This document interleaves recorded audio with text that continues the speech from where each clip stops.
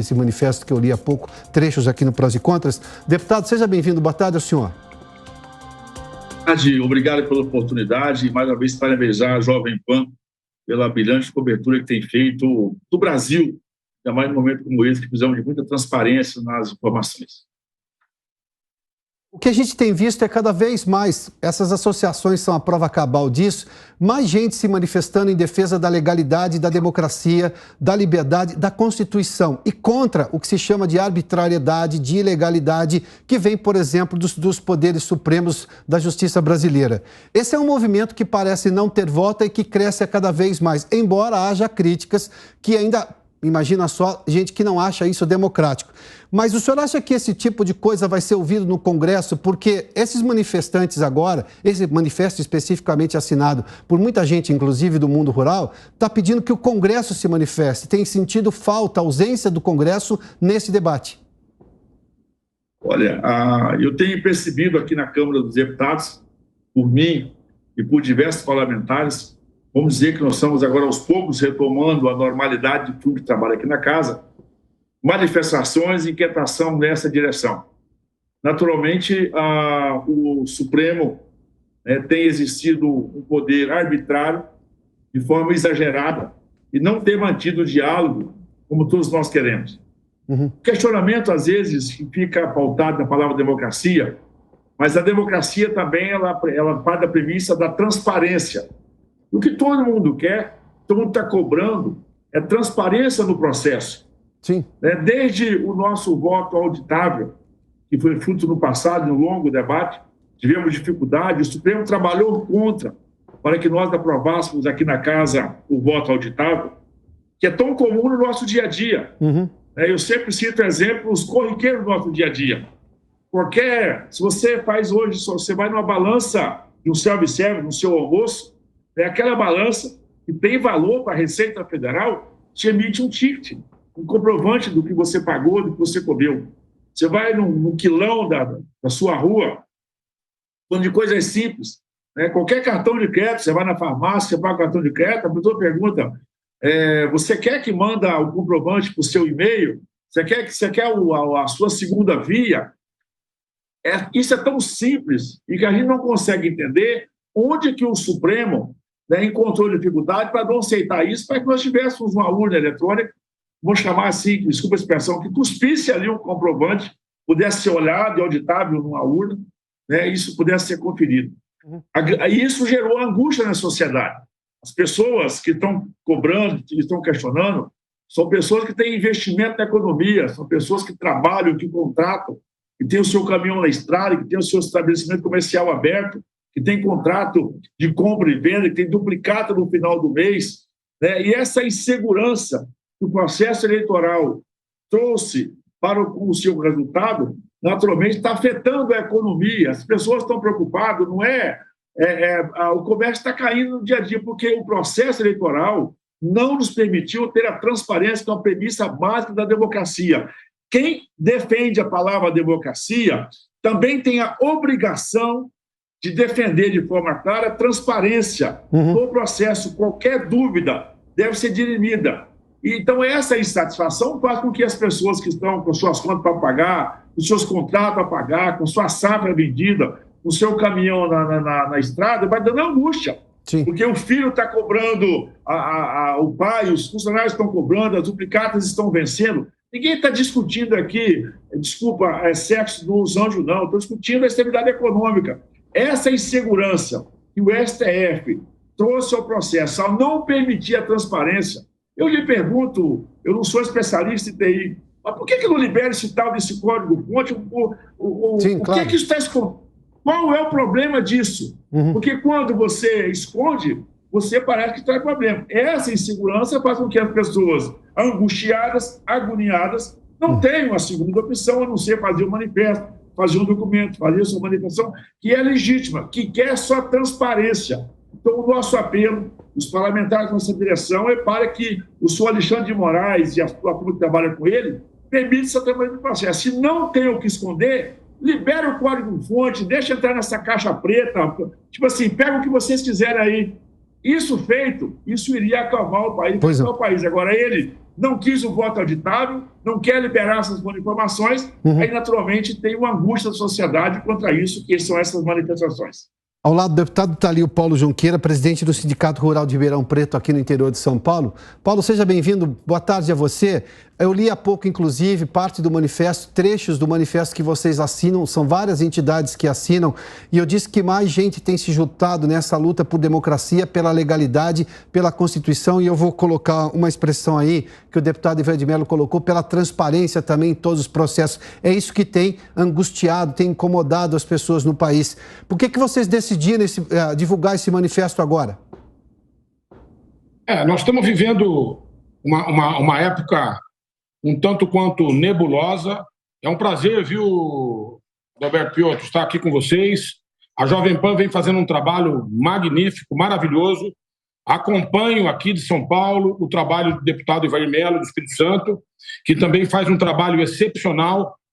A liberdade que a gente está defendendo, e digo inclusive a liberdade em relação a não estarmos eventualmente até presos.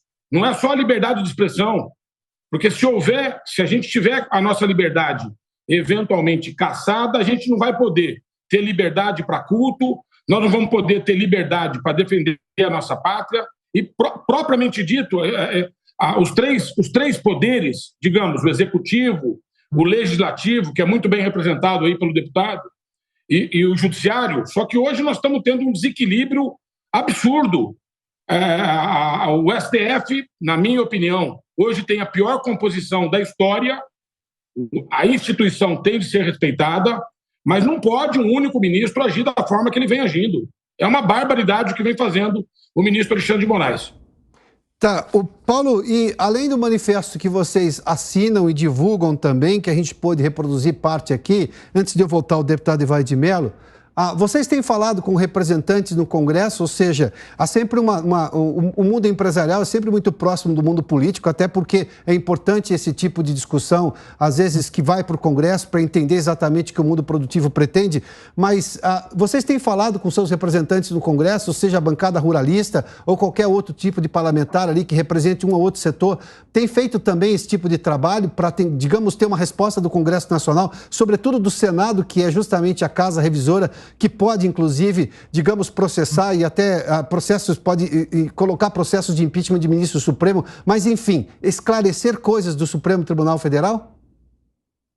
A gente procura sempre se aproximar o máximo possível do Congresso, tanto do Senado quanto da Câmara. A gente faz um trabalho aqui, sim, nas nossas entidades, na Sovale, no Sindicato Rural, e junto também à Frente Parlamentar da Agricultura. Eu acho que o presidente Bolsonaro, quando escolheu o ministro Ciro Nogueira para ser chefe da Casa Civil, ele marcou um golaço. Houve essa aproximação do Executivo com o Legislativo e, infelizmente, o Judiciário vem tendo uma conduta completamente discrepante e vem agindo, vem legislando, vem executando, vem de uma maneira sagaz, infringindo a Constituição Federal. Esse inquérito, por exemplo, de fake news, nós não queremos que se confunda liberdade com libertinagem, absolutamente.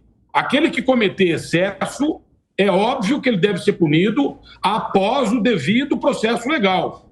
Se uma pessoa, por exemplo, não tem foro privilegiado, ela deve responder, ela deve ser investigada, denunciada, passar pelo crivo do judiciário, do contraditório, e aí sim, eventualmente, ser punida.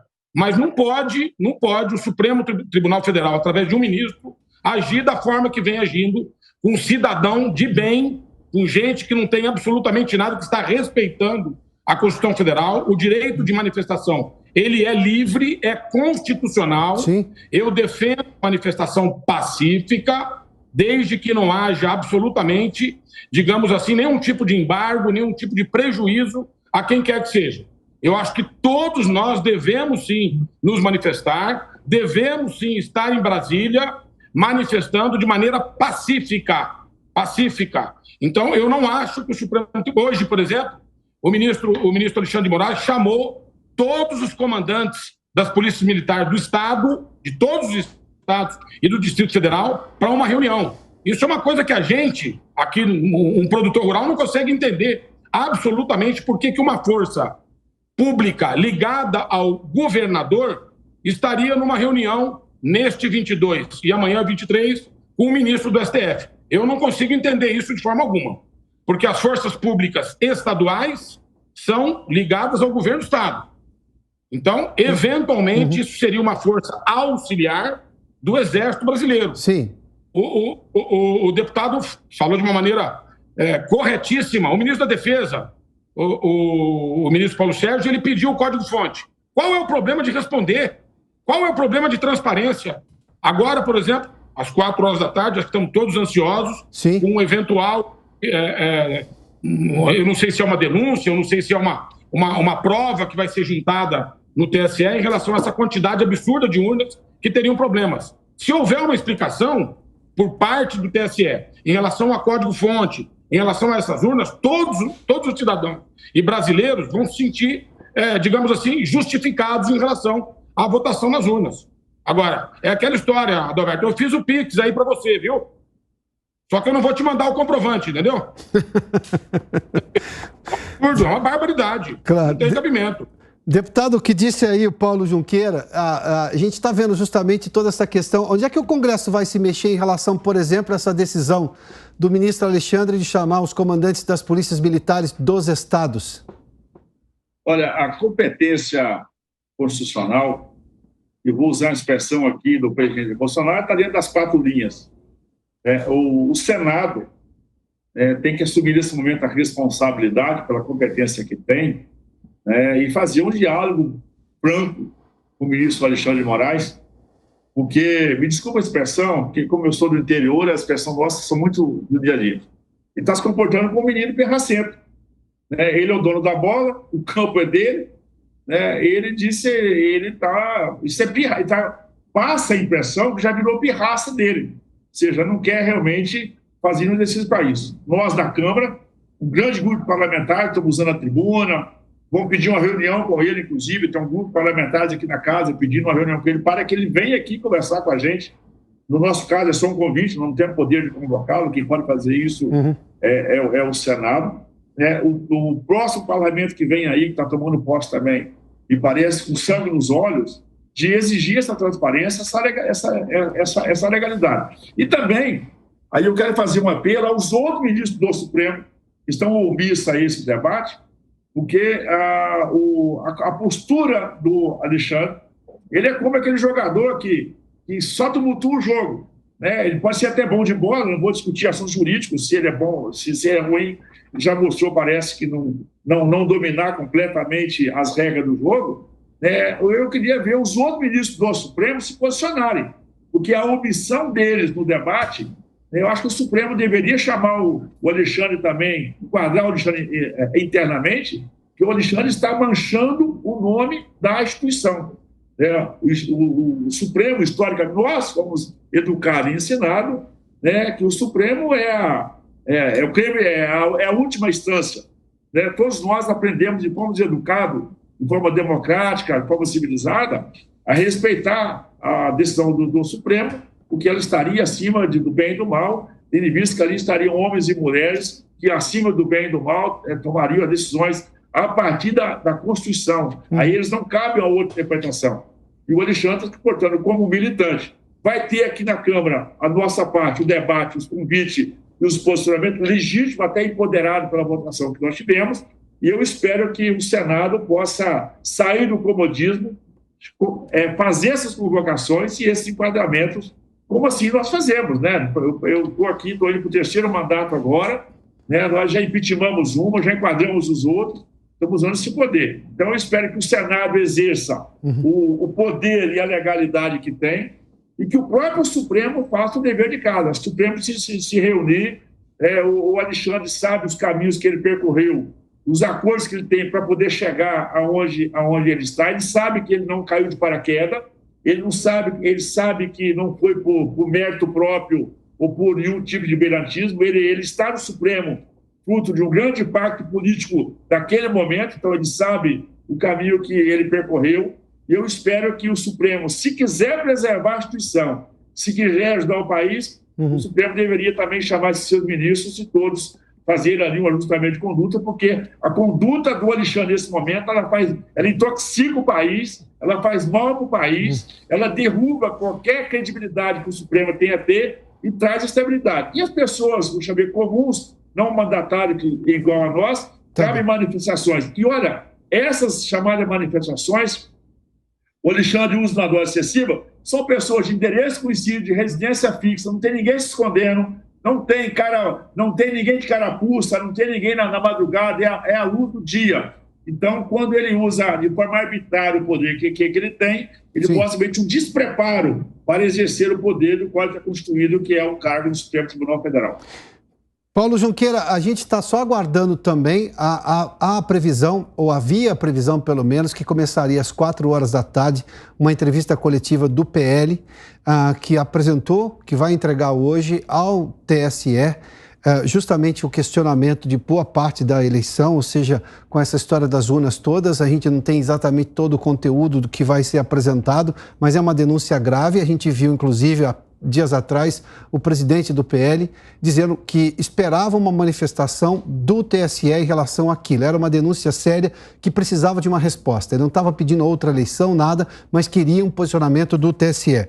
Paulo Junqueira, diante das manifestações que as pessoas estão fazendo, e elas estão fazendo de forma pacífica na maior parte dos casos, eu digo que são absolutamente espontâneas, a gente vê famílias indo lá, a gente viu isso nos feriados, tem visto isso no dia a dia. Agora, associações como o seu sindicato têm se manifestado em defesa da democracia, da liberdade de expressão, da legalidade. O que mais é possível ser feito nesse momento para envolver mais gente? E não estamos falando de questões eleitorais, estamos falando de excessos de um poder sobre o outro, de não respeito à Constituição. O que mais é possível ser feito? Eu acho que a sociedade civil, de maneira geral, todos, sem exceção, tem que lutar com todas as suas forças para que a gente tenha a nossa liberdade na acepção da palavra, a gente tenha condições de exercer a nossa liberdade de maneira plena.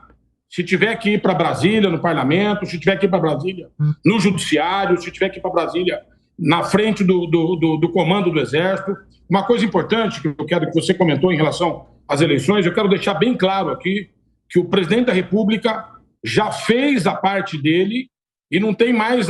Eu particularmente, não cobro absolutamente nada do presidente da República. Ele fez um governo excepcional, os números aí estão. O resultado da eleição foi no dia 30/10/22. É óbvio que nós vamos aguardar essas explicações e essa transparência.